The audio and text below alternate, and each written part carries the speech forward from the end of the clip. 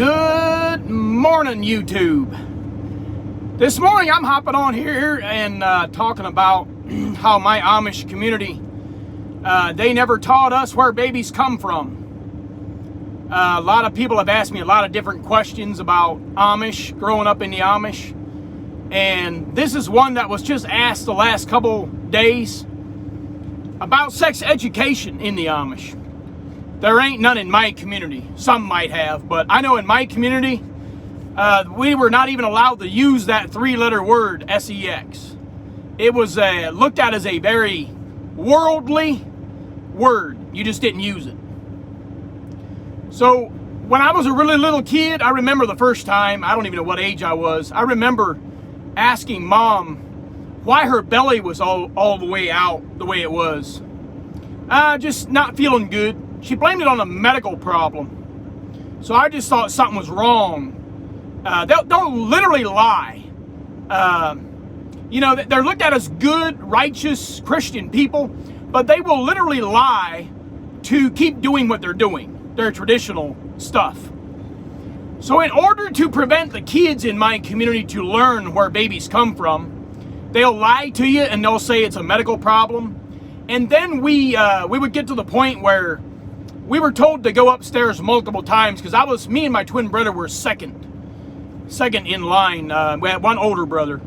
So I remember we were told to go to bed early and go to sleep. But we would kind of goof around and stay awake until all at once we heard a baby crying. And we were just like, what is going on? The next morning, Mom and Dad said some angels came in the middle of the night and brought you another brother or sister. We believed that. Until we got a little bit older, we got up there closer to teenage years, we started thinking, wait a minute. We heard that baby crying, and we were told to go to bed. See, it wasn't adding up. It just wasn't quite adding up anymore. So as you get into the teenage years, you kind of start, you hear your buddies talking about it. Somebody might have got it figured out. But you literally got to figure this stuff out on your own. In my Kenton, Ohio community, we were so sheltered and so restricted from knowing certain things that they will go to great lengths to make sure that you don't. And the reason, I was told the reason that they kept all of that from us is so that we wouldn't try anything. Obviously, you can't really try anything if you don't know about it. But here's the problem. If you don't have any sex education, like we didn't in our community, and all at once you become 13, 14, 15, like I did, and my hormones were changing, I couldn't figure that out. That was very confusing to me. So I couldn't figure out why my hormones were changing and puberty. And that is dangerous. Here's why I say that's dangerous. I have now had quite a bit of victims on my Facebook and YouTube channel where they were very badly abused, sexually abused. And they're now ex-Amish, and many times they left because of the sexual abuse. By talking to them and getting to know the root of the problem, lots of times the brother or the family member that was sexually abusing, and even the fathers, a lot of them, the fathers were molesting their own daughters, incest. And lots of times it comes down to this. They might have known it was wrong, but they didn't understand how wrong. They didn't necessarily understand how gross, sick, and what kind of felony it really is by doing such a thing. So what I've realized is lack of sex education can be very dangerous.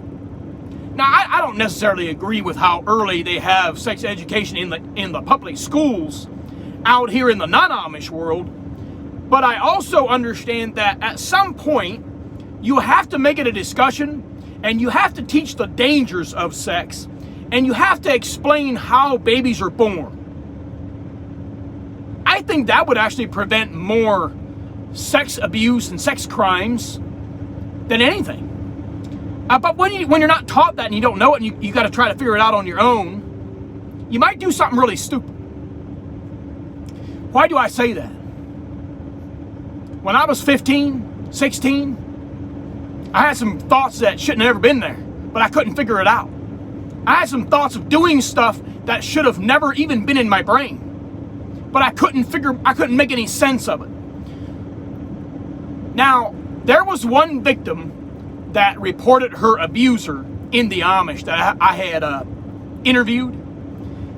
That was reported properly to law enforcement. That abuser did prison time and later admitted to me that he didn't learn his lesson until he did prison time because he had time to think about it. And he was more educated by talking to other people. But at the time when he was committing the crime, he didn't even understand the depth of it. Because there was no sex education. There was no dangers of, if you do that, a baby can be made that way. Yeah. There was nothing talked. So, all the way up until I was 16, sometimes it's kind of hard to even, people can't wrap their brain around this. I did not learn how a baby was brought into this world until I was 16. I was 15 going on 16. I was almost 16 years old. And when I first had my buddy tell me that, I was disgusted. I thought it was sick. I thought it was very sick. I said, surely we wouldn't do what animals would do. The reason I thought it was very sick is because I truly believed my mother and my father when they told me all of my life that when God wants you, Eli, to have another brother or sister, the angels would come down in the middle of the night from heaven and they would give us another baby. And it might be a brother or a sister. I believed that. I believed that until I was told by my buddy. And then it was so disturbing that I brought it up before my mom. My mom was pretty upset. She said he's a liar. But yet she was the one lying. I mean, she was the one lying. They believe if they keep it from their children in the Amish community, that they may possibly prevent, pregnancies, which I'm sure it prevents some of that, sure.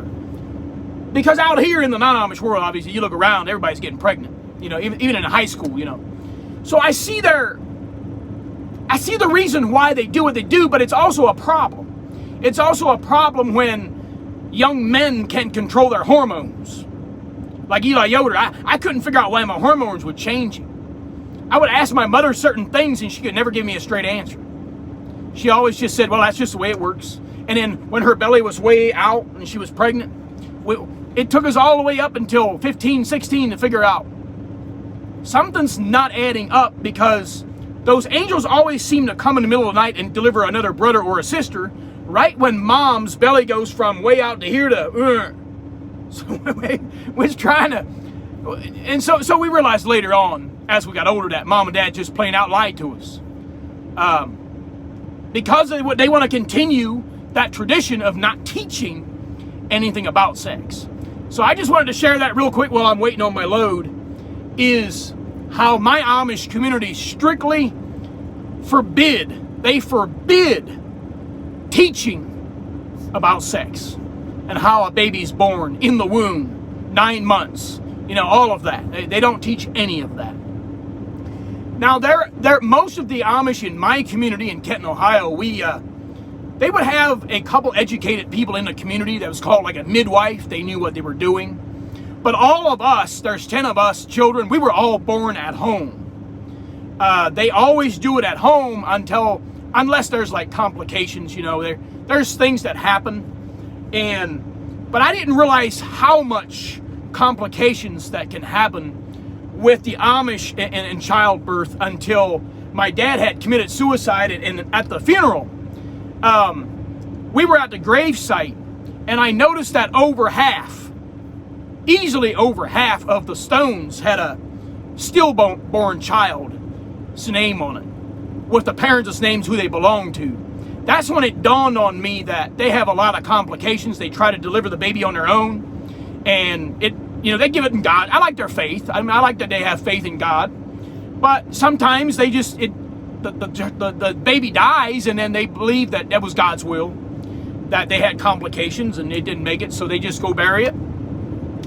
They also do get drivers sometimes and rush to the hospital real quick. But it was very uncommon in my community to go to the hospital for a birth.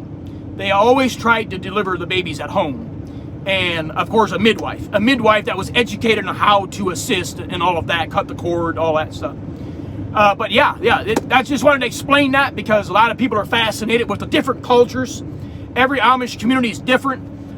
Where my twin brother and my younger brother live at now in Tennessee, they went to the hospital for every single one of their children.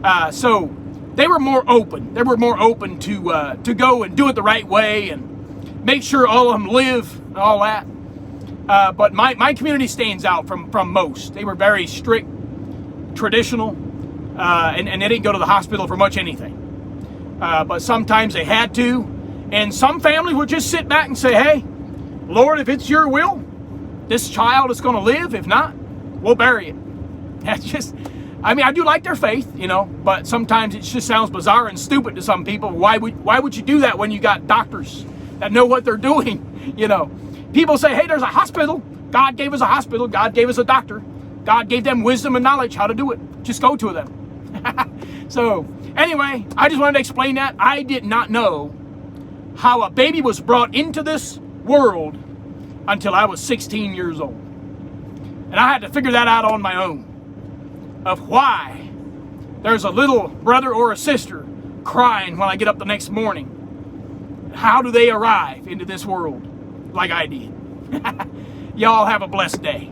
See ya.